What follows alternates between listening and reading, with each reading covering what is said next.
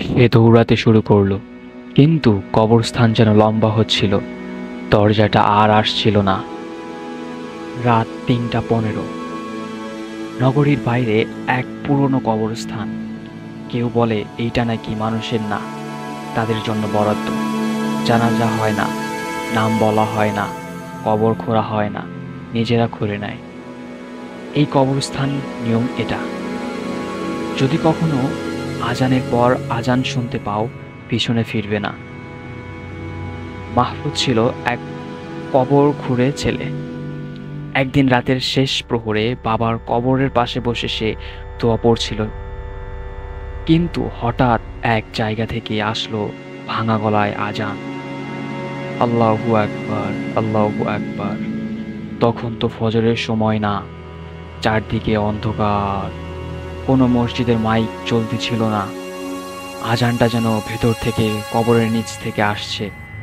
মাহফুজ ভয় পেয়ে পিছনে তাকালো। তার পেছনে কেউ ছিল না, তবে তার ছায়া ছিল দুটো, একটা সামনে আর একটা সোজা গলায় উঠে গিয়েছিল মাথার ওপরে। সে দৌড়াতে শুরু করলো, কিন্তু কবরস্থান শেষ লম্বা হচ্ছিল। দরজাটা আর আসছিল না।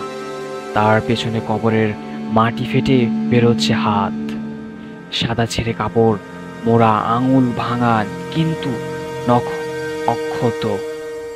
একটা কবর থেকে গলা ভেসে এলো, পালাতে পারবি না, তুই তাকিয়ে ফেলেছিস। হঠাৎ সে হোঁচট খেয়ে পড়ে গেল। সেই মুহূর্তে কারা যেন তার গায়ে উঠে বসলো। কেউ তার কান ঘেঁষে বলল, আজানটা ছিল তোর জন্য, এবার তুই আজান দিবি কবর ঢোকার আগে। পরের দিন সকালে লোকজন এসে দেখে মাহফুজ নেই, কিন্তু তার বাবার কবরের পাশে একটা নতুন কবর খোঁড়া, আর তার ওপরে একটা আজানের ঘুড়ি থেকে আসছে ঠিক ৩:১৫-তে।